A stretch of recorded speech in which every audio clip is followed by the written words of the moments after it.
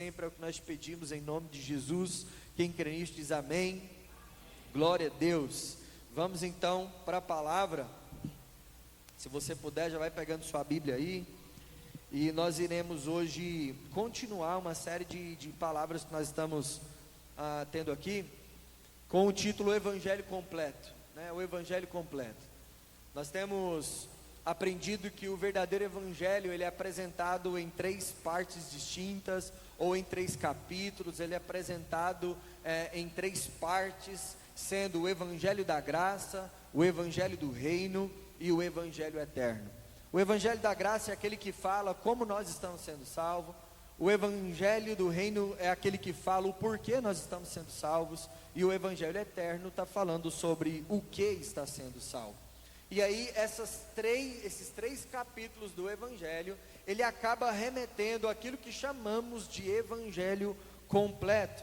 Qualquer Evangelho apresentado de forma incompleta, nós estamos entendendo pela luz das Escrituras que é um falso Evangelho e que nos levará a um declínio espiritual. Ainda que façamos parte de uma igreja, ainda que carregamos uma Bíblia debaixo do braço, ainda que cantamos canções de adoração ao Senhor, ainda que tenhamos um jeito diferente de vestir, de agir ou de falar, ainda assim corremos o risco de viver um declínio espiritual.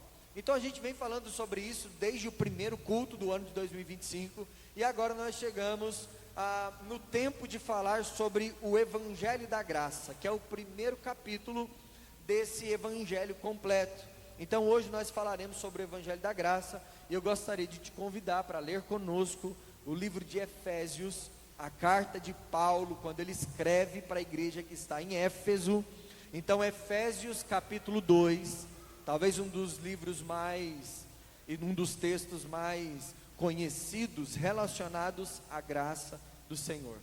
Então muitas das vezes esse evangelho ele tem sido mal interpretado ou interpretado de maneira errônea por conta de alguns vieses. E a Bíblia ela vem desconstruir toda a razão humana. A Bíblia ela vem nos levar e nos direcionar para de fato aquilo que importa. E esse texto ele é poderoso, assim como todas as Escrituras sagradas, para nos edificar e para que sejamos alcançados pelo verdadeiro Evangelho. Efésios capítulo 2, nós leremos os versículos 8, 9 e 10, ok? Efésios capítulo 2, versículos 8, 9 e 10. No domingo passado, se eu não me engano, alguém disse: pastor, qual versão que o senhor está lendo? Parece que tem alguns textos que são mais diferentes. Eu leio na versão King James de 1611, tá? Versão King James 1611. Não, na maioria desses textos pela internet não tem a tradução, mas tem um site exclusivo, né, dessa versão, e você pode acompanhar juntamente conosco. Efésios capítulo 2, versículos 8, 9 e 10, a palavra do Senhor diz assim: pois pela graça sois salvos por meio da fé, e isso não é de vós mesmos, isso é dom de Deus. Versículo 9: não de obras, para que nenhum homem se glorie. Versículo 10: porque somos feitura sua, criados em Cristo Jesus para as boas obras, as quais Deus estabeleceu para que andássemos nela. Amém? Coisa boa. Como a gente já havia aprendido em outros momentos, evangelho e o significado do original da palavra evangelho remete à ideia de boas notícias ou a boa notícia. Então todas as vezes que a Bíblia fala sobre evangelho, a Bíblia está falando sobre uma boa notícia. Eu queria pedir educadamente para que os pais trouxessem as crianças para sentar contigo, porque eu não vou conseguir competir com as crianças hoje. Eu venho de uma gripe muito forte. Domingo passado, ao pregar aqui, minha garganta quase se destruiu, e hoje eu não vou conseguir fazer isso novamente, senão eu vou passar mal de novo. Então gostaria que os filhos sentassem próximos aos pais. A partir de fevereiro nós voltamos com a nossa salinha das crianças, tá? E vai ser benção, já está tudo bem organizado aí. Então o Evangelho é uma boa notícia. Todas as vezes que o Evangelho é anunciado na palavra de Deus, ele está falando a respeito de uma boa notícia. Qual boa notícia? A boa notícia de que Jesus, que Deus através de Jesus decidiu soberanamente salvar o homem. E graça, na Bíblia, qual é o significado de graça? Favor imerecido. Então o que é o favor imerecido? É aquilo que alguém não merece e a pessoa entrega aquilo que a pessoa não merecia. Então ela recebe aquilo que ela não merecia. Então o que é o Evangelho da Graça? O Evangelho da Graça é a boa notícia sobre um favor imerecido. Então o Evangelho da Graça, ele está falando a respeito de um favor que nós não merecíamos. Então é a boa notícia de que nós não merecíamos algo, e mesmo não sendo merecedores, nós recebemos. Até aqui tudo bem? Estão conseguindo compreender? Ótimo. Então o Evangelho da Graça, ele vai combater um dos grandes inimigos da salvação de todos os tempos, que é o que podemos chamar de legalismo. As pessoas lá no início, logo após a morte de Cristo, a igreja ainda primitiva, enfrentavam grandes embates contra legalistas que diziam: não, Jesus morreu, mas para que você seja salvo, você precisa ser circuncidado. Era como se ele estivesse falando: Jesus não é o suficiente, precisa de Jesus mais alguma coisa, Jesus mais a circuncisão, Jesus mais uma prática, Jesus mais um legalismo. E a salvação, ela vem não por aquilo que nós podemos fazer, mas por uma decisão de Deus, dentro de um favor imerecido de alcançar homens na situação de pecadores, para salvá-los, transformá-los e levá-los para a eternidade.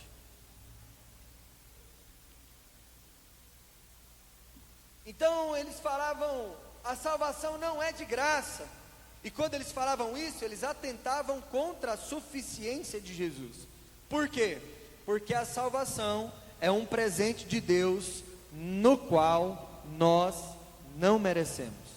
Então a primeira coisa que a gente precisa entender no primeiro capítulo do Evangelho, que é o Evangelho da Graça, é que a salvação é um presente no qual nem eu e nem você merece. Estão entendendo o que eu estou dizendo? Então não existe merecimento no Evangelho. E aí a gente vem para o texto que lemos, porque Paulo foi o homem que mais falou sobre o Evangelho da Graça.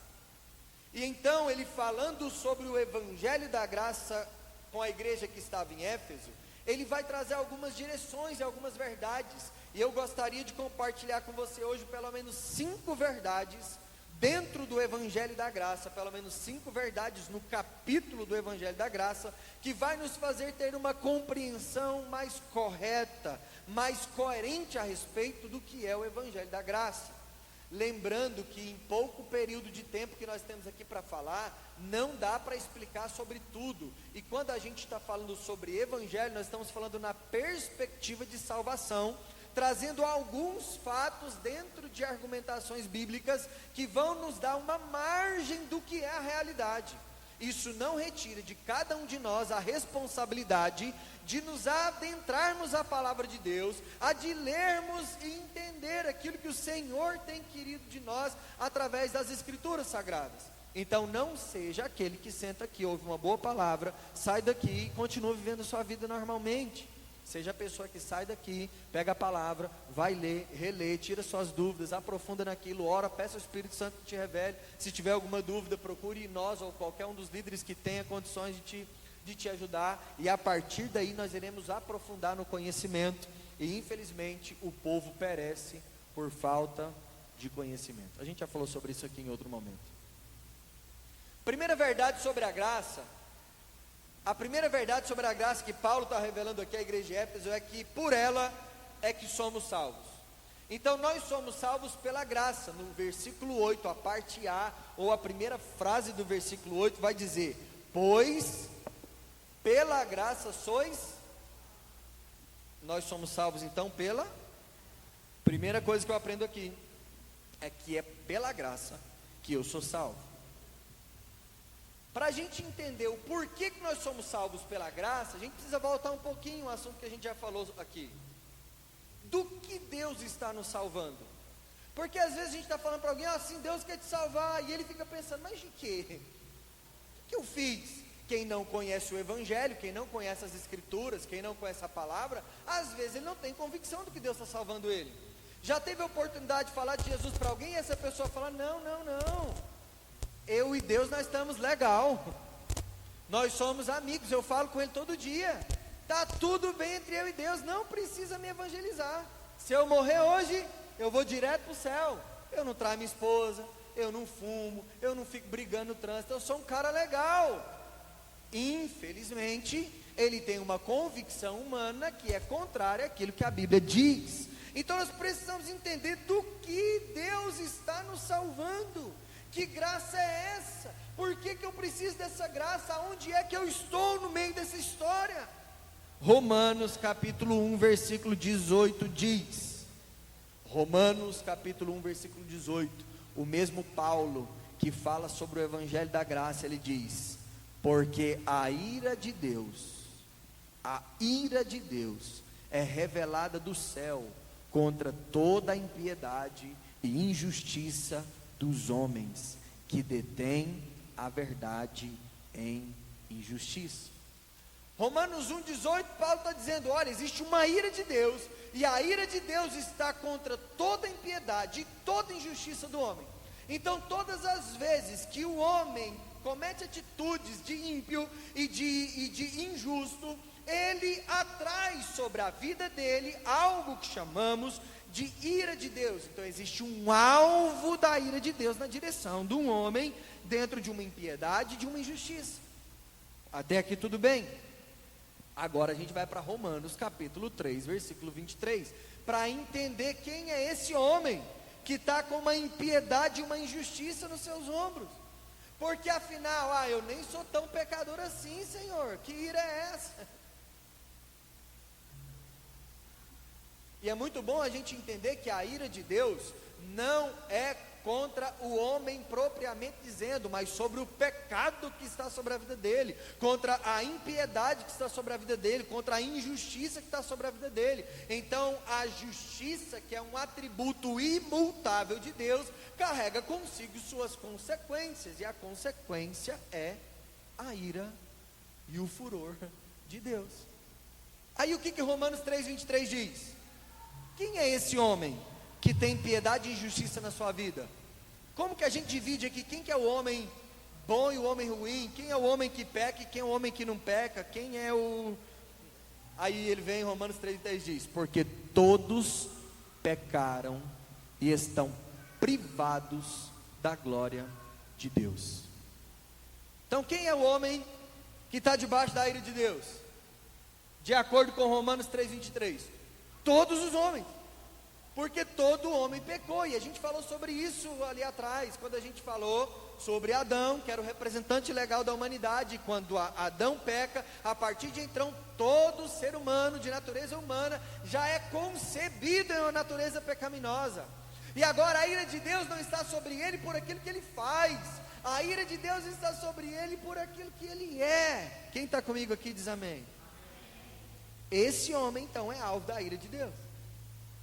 Romanos 5,12, Romanos capítulo 5, versículo 12, um pouquinho ali na frente vai dizer, portanto, como por um homem o pecado entrou no mundo, e pelo pecado a morte, assim também a morte passou a todos os homens, porque todos pecaram. Então aonde está o ser humano no meio dessa história? Todo mundo pecou. Você está entendendo isso? Pensa na pessoa mais santa que você conhece na sua vida, que você fala assim, esse aqui eu não imagino que ele nem peca. Você tem alguém assim que você tem uma referência e fala, não, esse, geralmente alguém, né, que você tem assim um pai, alguém que fala, não, esse aqui não peca não, isso é santo demais. Deixa eu te contar um segredo. ele peca também, ela peca também, e talvez peca pior do que você imagina. Ainda bem que tem coisa que Deus não deixa a gente saber, porque todo homem em sua natureza ele é pecador. Então qual é a condição do homem? Romanos capítulo 5, ali versículo 8 a seguir, vai dizer que o homem é um pecador, e por ser pecador, ele é um alvo da ira de Deus. Então, para a gente entender o que é graça, a gente tem que entender que não existe no homem justiça nenhuma que venha dele mesmo. Então, não há uma única solução sequer alcançável para o homem. Nada do que o homem faça pode resolver seus próprios problemas. De acordo com a Bíblia, não existe nenhum homem bom, gente boa, legalzinho. Até aqui vocês estão entendendo? Então, na perspectiva bíblica, que é a verdade absoluta do universo, nenhum homem tem justiça própria. Não há em nós justiça. Não tem como dizer assim: não, eu vou me esforçar aqui para eu alcançar minha salvação. Não, eu vou melhorar aqui para me ser salvo. Não, eu vou me esforçar para me alcançar a graça de Deus. Eu vou me esforçar para me alcançar a minha salvação. Não há possibilidade. A Bíblia vai dizer que a sabedoria do homem é loucura diante de Deus, porque tudo que o homem tentar fazer para resolver o seu próprio problema, só vai ter um final. Qual? Vai dar tudo errado e ele vai ser condenado, ponto final. E por que ele vai ser condenado? Por conta da natureza pecaminosa que ele carrega. Então o que eu entendo? A graça é um favor de Deus imerecido para pessoas que estão exatamente nessa condição. Qual condição? De pecadores. Porque Deus, Ele morreu por nós, através do seu Filho Jesus, quando nós éramos ainda pecadores. Então não é porque a gente ficou bonzinho que agora Deus nos aceita. Deus abriu uma porta chamada salvação quando nós éramos ainda pecadores. Então a salvação é um favor imerecido, um presente de Deus para quem não merecia. Eu vi uma frase legal esses dias, um jovem pregador falando sobre o que é a graça. Ele disse: graça não é quando você dá comida para um mendigo. Graça é quando o mendigo te rouba e você vai dar comida para ele do mesmo jeito. Porque graça não é Deus olhando para nós, coitadinhos, e fala: não, eu vou ajudar. Graça é Deus olhando para nós, que nos tornamos inimigos de Deus, e tudo que fazemos atenta contra a glória dele, e ainda assim ele vem e diz: eu vou resolver o seu problema, eu vou me fazer justiça no seu lugar. Deu para entender o que é graça? Isso é graça. O evangelho da graça contempla essa primeira realidade. Qual a primeira realidade? É por ela que somos salvos.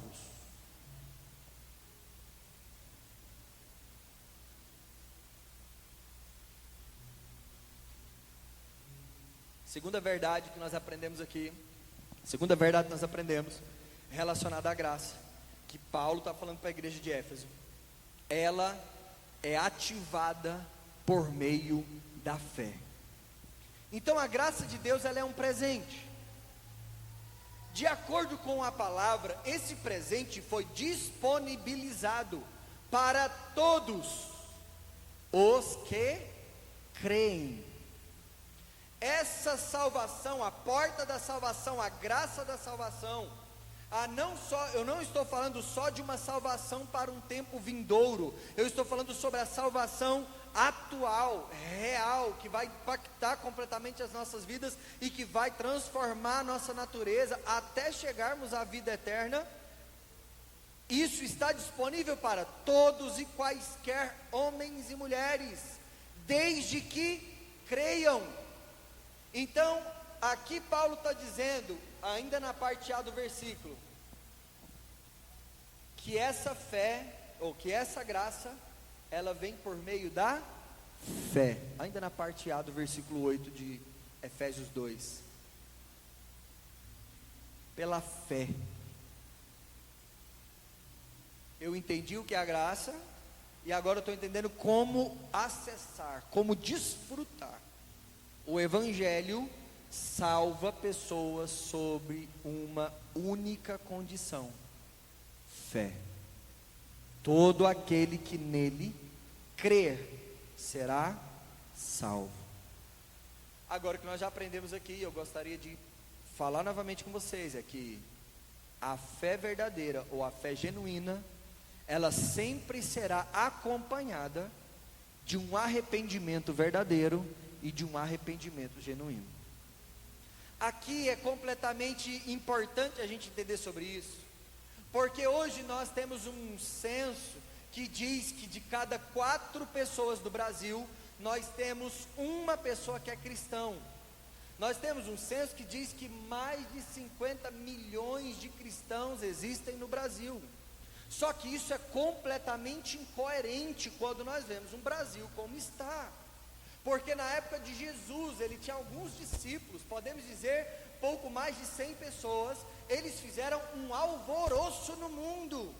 Como é que 50 milhões de cristãos no Brasil não mudam o Brasil para melhor, ou pior do que isso, mudam para pior?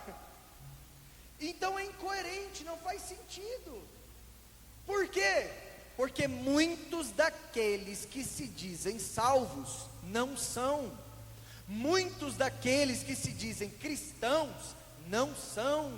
Eles podem ser admiradores de Jesus, eles podem ser fãs de Jesus, eles podem gostar da igreja, eles podem gostar do culto público, eles podem gostar do network que se constrói na igreja, eles podem estar na igreja atrás de um bom casamento, mas eles não nasceram de novo, porque a fé deles foi provada e desaprovada, e reprovada, porque não foi uma fé genuína. Marcos capítulo 1, versículo 15, o próprio Jesus pregando disse: o tempo está cumprido e o reino de Deus está próximo. E ele termina dizendo: arrependei-vos e crede no Evangelho. Ele dá 2 direções: arrependimento e fé, porque fé e arrependimento sempre vão andar juntos. A gente acha que fé é um poder de acreditar em algo que vai acontecer. Não, fé é confiar, e quando eu confio, eu entendo que aquilo que o Senhor está me cobrando, de fato eu preciso mudar, e aquilo gera dentro do meu coração um arrependimento tão profundo e genuíno, que ele gera em mim algo que a Bíblia chama de metanoia, mudança de conduta, mudança de mentalidade, transformação de mente, que reflete uma transformação de vida. O arrependimento genuíno é quando há metanoia, mudança de mentalidade e mudança de comportamento. Se não houve mudança de valores, é porque não houve arrependimento verdadeiro. Se não houve arrependimento verdadeiro, é porque não houve fé verdadeira, cuja qual, sem ela, não há salvação. Simples assim. Mas eu estou na igreja, ok. Eu fui até batizado, tá legal. Eu canto lá no louvor, beleza, a gente não está falando disso. O certo é que você pode viver tudo isso, não deveria, mas pode viver tudo isso e ainda assim não foi salvo. E ainda assim não nasceu de novo. E ainda assim não foi regenerado. Por quê? Porque Paulo está dizendo: olha, essa salvação, ela não vem de vós, ela é um dom de Deus, mas ele está dizendo, ela vem através da fé. É a segunda coisa que nós aprendemos aqui.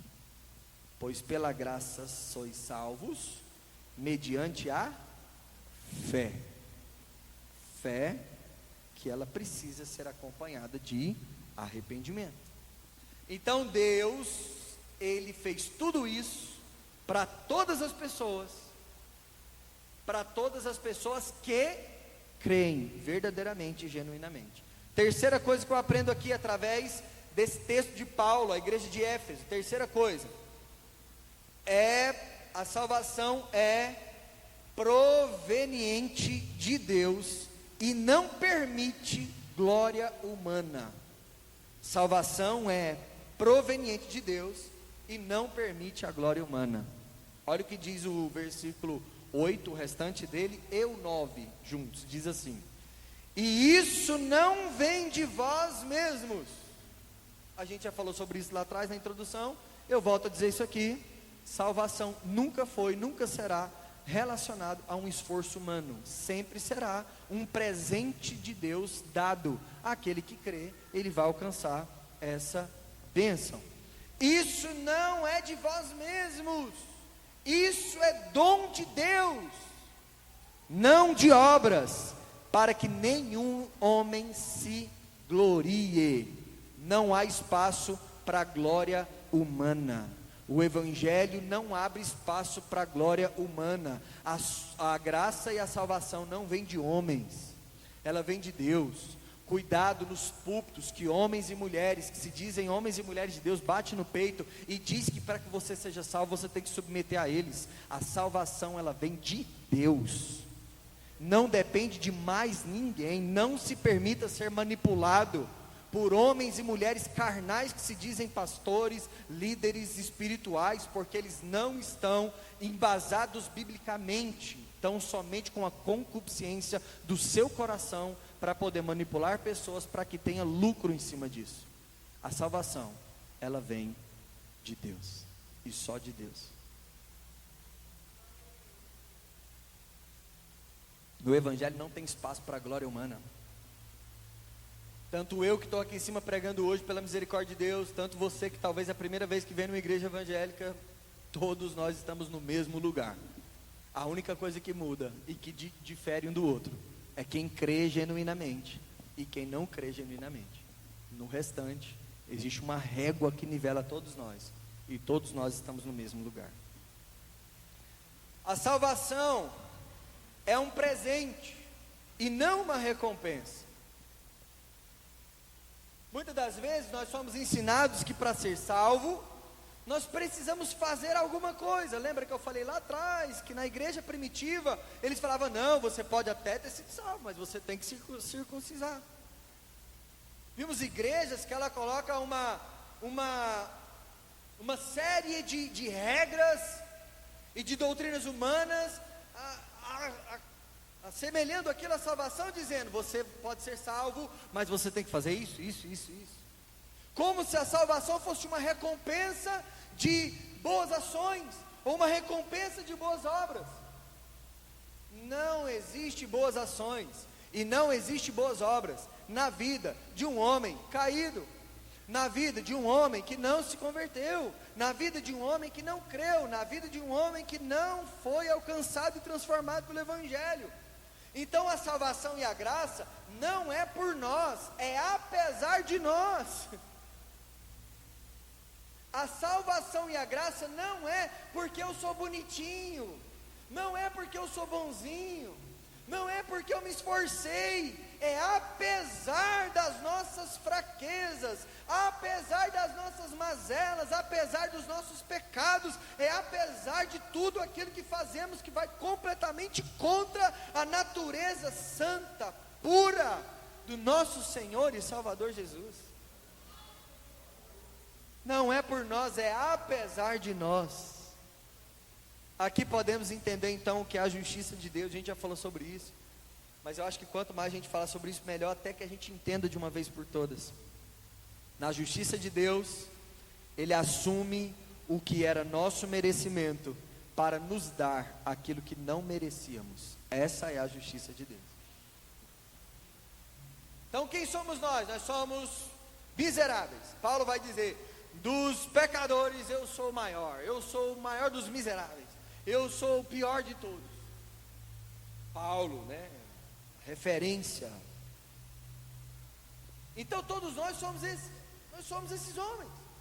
Você é esse homem, você é essa mulher. E não há evangelho se nós não partirmos do pressuposto de que nós não merecemos, de que não há glória em nada do que a gente faça, de que não há mérito em nada do que a gente carregue, de que não há beleza em nada que a gente faça, e que nada que a gente faça impressiona a Deus. Isso é evangelho completo e verdadeiro. Aí nós entendemos, mesmo assim, Ele se fez justiça por nós. Não há justiça em nós, Ele fez justiça. Por isso que não cabe homem e glória humana dentro da salvação. A salvação é unicamente um presente que Deus decidiu dar à humanidade, e todo que crê vai ser salvo através dessa graça. Olha o que diz 2 Coríntios capítulo 5, versículo 21. 2 Coríntios capítulo 5, versículo 21. Aquele que não conheceu o pecado, quem? Jesus, Deus encarnado. Aquele que não conheceu o pecado, o fez pecado por nós. Isaías 53, o castigo que nos traz a paz estava sobre ele, pelas suas pisaduras fomos sarados. Toda a iniquidade humana estava sobre Cristo, todo o pecado humano estava sobre ele. Ele se fez pecado por quem? Por nós. Mas não foi porque somos bonitinhos, é apesar das nossas fraquezas e fragilidades, Ele colocou isso. Ele foi julgado em nosso lugar. Você vai perceber que é uma linha muito tênue, que você precisa entender, aonde o evangelho da hipergraça é pregado em desconformidade ao evangelho completo, ou o evangelho legalista é pregado em desligamento do que é o evangelho completo. São detalhes que a gente precisa ficar atento. É nos detalhes que as pessoas pregam coisas que nos levam para um caminho diferente daquele que Deus quer que a gente vá. São detalhes, e é por isso que nos detalhes a gente tem que ficar atento. Aquele que não conheceu o pecado, o fez pecado por nós. Para quê? Para que nele fôssemos feitos justiça de Deus, louvado seja o nome de Jesus. Para que nele fôssemos feitos justiça de Deus. Aqui eu preciso entender a mágica. É aqui que faz toda a diferença. Tem muita gente batendo no peito e se dizendo ungido do Senhor, se dizendo tantas coisas, mas estão longe de Jesus. E sem Jesus, o que nós somos? Se não nascemos de novo, se não carregamos a natureza de Cristo, essa justiça não é para nós. Nós continuamos com a justiça antiga. Qual? A ira de Deus, uma mira o alvo da ira de Deus sobre cada um de nós. É por isso que existe sobre nós uma responsabilidade. A responsabilidade de conhecer o Evangelho, de crer no Evangelho e de sermos transformados, ou nos deixar ser transformados por esse Evangelho. A justiça de Deus em Cristo não nos dá aquilo que merecíamos, mas nos dá aquilo que Deus graciosamente nos confere por meio de Jesus Cristo. Então o que nós merecíamos uma vez que nós somos pecadores? Nós merecíamos condenação, juízo, uma eternidade de separação com Deus. Então a justiça de Deus em Cristo nos dá aquilo que não merecíamos. O que nós não merecíamos? Salvação. O que nós não merecíamos? Perdão. O que nós não merecíamos? Vida eterna. O que nós não merecíamos? Regeneração. O que nós não merecíamos? Justificação. O que nós não merecíamos? Redenção. Nós não merecíamos nada disso. Isso é o Evangelho da graça. Aí alguém entra num culto como esse e fala assim: esse bando de doido que se reúne para ficar cantando e gritando por alguém que eles não vê. Mas uma vez que eu fui alcançado por essa graça, eu não consigo mais ser a mesma pessoa. Eu não consigo mais não dar glórias a Deus. Eu não consigo mais não entronizar Jesus na minha vida. E aí é que nós vamos compreendendo o porquê que nós nos tornamos o que nos tornamos. É porque a graça de Deus nos alcançou. A graça é a decisão de Deus em resolver todo o problema da humanidade. A graça é a decisão de Deus, através de seu Filho Jesus, resolver todo o problema da humanidade. E qual é o problema da humanidade? Nós temos as pessoas aí procurando igreja, né? Por tantos problemas. Porque eu quero que meu casamento melhore. Porque eu quero que minha empresa prospere. Porque eu quero mais dinheiro. Porque eu preciso ser curado. E a gente vai colocando um tanto de problema. Só que existe um único problema da raça humana. porque tudo era perfeito, nós não tínhamos problema com dinheiro, com saúde, com relacionamento, com nada, até o pecado entrar, mas depois que o pecado entrou, todos esses problemas foram restaurados. Então qual é o único problema do ser humano e o único problema da raça humana? Repita comigo: pecado. É o pecado que tirou tudo do lugar. Aí ele vem com a graça, com a salvação, e através da graça, do evangelho, do reino de Deus, ele vai colocando todas as coisas de volta no lugar. Ele veio para reconciliar. Reconciliar é reconstruir, é reconfigurar. Então tudo que está fora do lugar, na minha e na sua vida, vai voltar para o lugar, a partir do momento em que formos alcançados e transformados pelo evangelho de Jesus, que é dado de graça pela graça, através do seu Filho amado. Ah, não, é porque eu preciso melhorar essa área da minha vida. Não adianta, você vai fazer curso, treinamento, comprar livro, vai bater cabeça, vai dar dinheiro para pastor mercenário, e daqui a um tempo você vai voltar a ter problema de novo. Agora, como que eu melhoro a minha vida? De uma vez por todas, gradativamente, dentro de um plano perfeito de Deus. Será alcançado e transformado pelo evangelho de Jesus Cristo, apresentado nessa noite, através da graça de Deus, algo que não merecíamos, mas foi colocado diante de cada um de nós, dizendo: se você crer, você será salvo. E essa salvação, ela se completa em colocar tudo na sua vida no exato lugar. A graça resolve tudo. Todos os problemas humanos são apenas sintomas. A causa real é a separação de Deus causada pelo pecado. Tudo é sintoma. Pode pensar em qualquer problema, é só um sintoma. Qual é a causa real? Separação de Deus. E a única coisa que resolve a separação entre nós e Deus é a reconciliação através de Jesus Cristo, no seu evangelho da graça sendo ministrado aqui hoje. A graça então resolveu tudo, pois ela é a reconciliação. E o que eu preciso? Eu preciso crer, eu preciso me entregar, e eu preciso desfrutar de tudo aquilo que o Senhor tem me dado. Amém?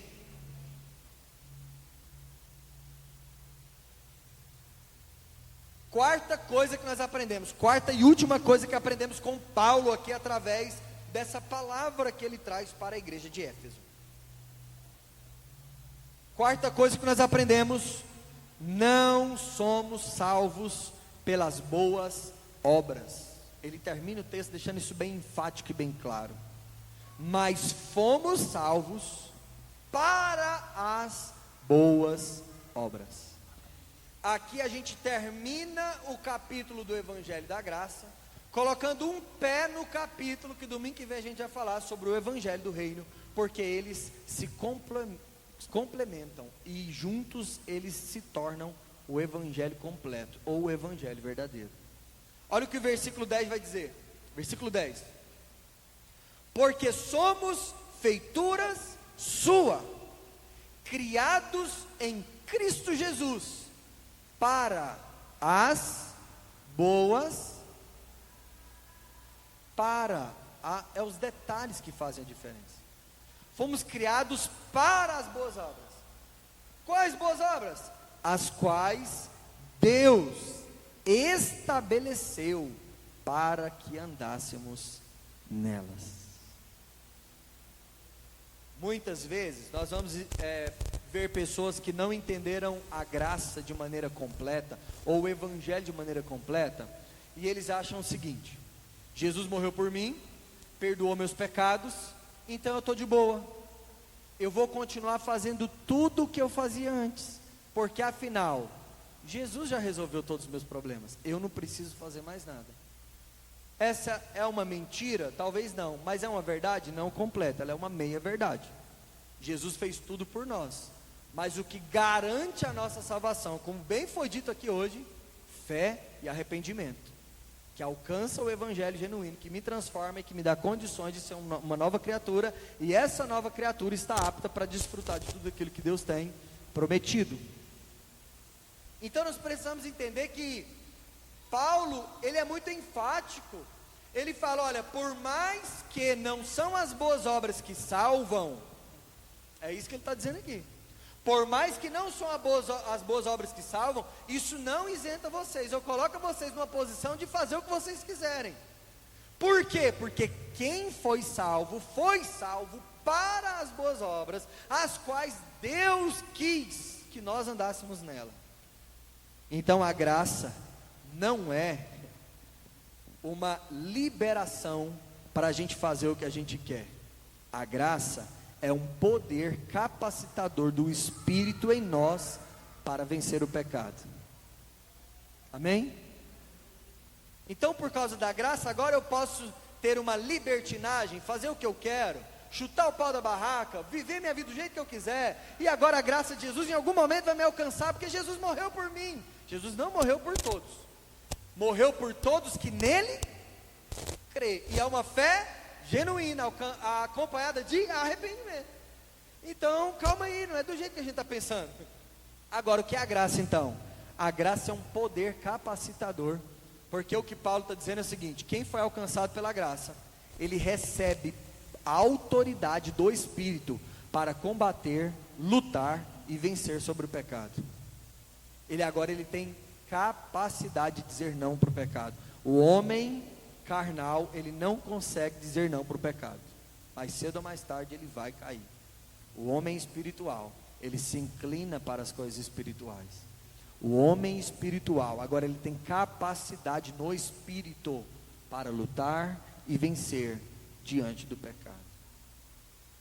Então, uma outra frase para a gente tentar entender isso: santidade não é o caminho para Cristo, mas Cristo é o caminho para a santidade. Então, se eu prego santidade sem Cristo, eu estou falando de regras éticas e morais. Mas se eu estou falando sobre Cristo, automaticamente eu estou falando sobre santidade, porque todo mundo que está nele, vive como ele andou. É isso que a Bíblia diz. Todo mundo que diz estar nele, anda como ele andou, vive como ele viveu, faz o que ele fez. Então, santidade não é o caminho para Cristo, mas Cristo é o caminho para a santidade. O Evangelho que tem poder de te salvar, mas não tem poder de te transformar, não é um Evangelho legítimo. Se você conhece alguém que fala, fui alcançado pelo Evangelho, e você percebe que ele não mudou nada nas condutas dele, continua fazendo tudo que desagrada a Deus, essa pessoa não foi alcançada pelo Evangelho. Ele pode ter sido alcançado por qualquer outra coisa, menos pelo Evangelho. Porque seria no mínimo estranho. O Evangelho tem poder de me perdoar dos meus pecados e não tem poder de transformar minha conduta. Só quem foi transformado sabe do que eu estou falando. Só quem sabe de onde veio. Eu sei quem eu era sem Cristo, eu sei de onde eu vim, e eu sei que não há explicação humana para o que aconteceu comigo. Eu criei no Evangelho, e o Evangelho transformou o meu ser, uma nova criatura, e tudo se fez novo. Qual é o meu mérito nisso? Nenhum, porque Ele transformou a minha vida, foi Ele quem fez de mim quem eu sou. Então não há mérito humano, não há justiça própria, eu não mereço nada, e Ele me deu muito mais do que eu merecia. Esse é o Evangelho da graça, mas só funciona para quem nasceu de novo. O Evangelho não é adestramento, o Evangelho é transformação. Já falei sobre isso e vou falar de novo. O que é adestramento? Você pega um cãozinho que é quadrúpede e ensina ele a andar com duas patas, ele vai andar ou não vai? Vai, ele vai dar altos passos com duas pernas, mas vai chegar uma hora que ele vai cansar, e quando ele cansar, o que ele volta a ser? Quadrúpede, porque isso tem a ver com a natureza dele. Adestramento é isso, é quando você fica usando de gatilhos para tentar convencer a pessoa que ela tem que se tornar uma pessoa melhor, para ela ter bênçãos da parte de Deus. Mais cedo ou mais tarde ela vai voltar a ser o que a natureza dela é. Agora, o Evangelho não é adestramento, o Evangelho é transformação. Eu não estou dizendo que quem foi transformado por Jesus, ele está completamente salvo do efeito do pecado, porque enquanto estivermos nesse mundo corrompido, nós ainda somos sujeitos a falhas, mas ele não tem pacto com o pecado, não é governado pelo pecado, não tem prazer pelo pecado, não vive iniquidade. Ele pode até cair, mas se ele cair, ele se levanta, ele bate a poeira e ele continua caminhando na direção de Jesus, o Cristo. Esse é quem foi alcançado pelo Evangelho. As boas obras são o resultado evidente da salvação. Então a graça era maravilhosa? Sim. A graça é um presente? Sim. A graça é escandalosa? Totalmente. Mas todo mundo desfruta da graça? Não. Todo mundo que está dentro de uma igreja foi alcançado por essa graça? Não. E como que nós sabemos disso? As boas obras é o resultado evidente da salvação. E aqui, como eu disse, a gente está colocando um pezinho no Evangelho do Reino. E eu queria concluir lendo Tito, capítulo 2, versículo 11, para vocês entenderem o que é graça, biblicamente falando, que é o que a maioria das pessoas não conta para a gente.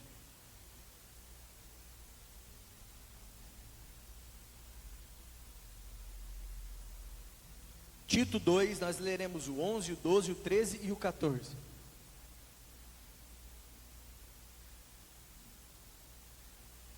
Mais uma vez ele, quem? Paulo. O que Paulo está dizendo? Agora Paulo está falando para Tito. Essa carta é uma carta considerada pelos estudiosos uma carta pastoral. Tanto Tito quanto primeira carta a Timóteo, quanto segunda carta a Timóteo, são cartas pastorais. Então Paulo falando para Tito também sobre a graça, ele diz, versículo 11: porque a graça de Deus que trouxe salvação, mais uma vez a graça e a salvação sendo colocadas juntos, manifestou-se a todos os homens. Mais uma vez nós vimos aqui a manifestação a todos os homens. Versículo 12: ensinando-nos que, renunciando à impiedade e às concupiscências mundanas, vivamos de maneira sóbria, justa e piamente neste mundo presente. Isso aqui é Bíblia, gente. Olha o que Paulo está dizendo para Tito. Simples, preto no branco, não tem nem muito o que falar. Porque a graça de Deus, versículo 11 de novo, olha. Porque a graça de Deus que trouxe salvação manifestou-se a todos os homens. Fazendo o quê? Ensinando. Ou seja, quando eu sou alcançado por essa graça me transforma. Ela traz ensinamentos de dentro para fora. Ensinando-nos que? Renunciando. Salvação tem a ver com renúncia. A gente não renuncia para ser salvo, mas quem foi salvo renuncia. Então as boas obras não é para a gente ser salvo, mas ela faz parte da caminhada e da vida de quem foi salvo. É isso. Isso é o Evangelho da graça. Aí ele continua ensinando, renunciar à impiedade, às concupiscências mundanas. Vivamos de maneira sóbria, olha que maravilhoso, justa e piamente, que vem de piedade, neste mundo presente. Está falando de hoje, não está falando depois de Jesus voltar não. Ah não, depois de Jesus voltar a gente vai ficar, não, está falando do mundo presente, de agora, versículo 13, aguardando a abençoada esperança e o aparecimento glorioso do grande Deus e nosso Salvador Jesus Cristo. Outra característica de quem foi salvo, ele anseia pelo dia glorioso do Senhor. Versículo 14, o qual se deu a si mesmo por nós, para nos remir de toda iniquidade. Faz sentido falar que Jesus morreu por mim e continuar pecando? Você já que sai?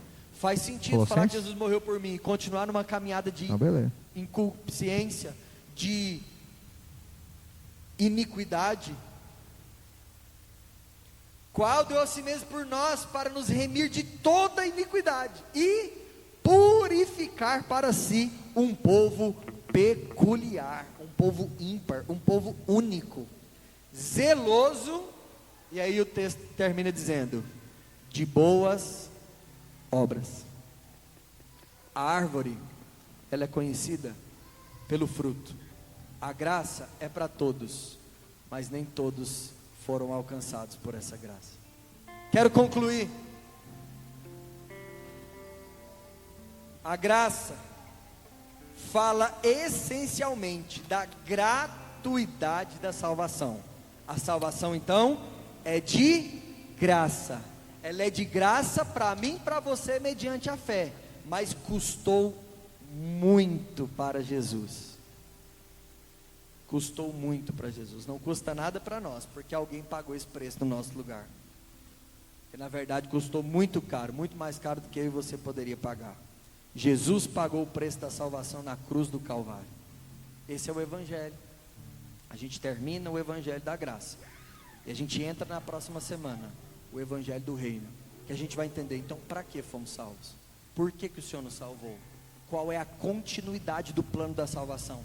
A gente acha que salvação é o fim em si mesmo. Não, a salvação é um meio para um fim.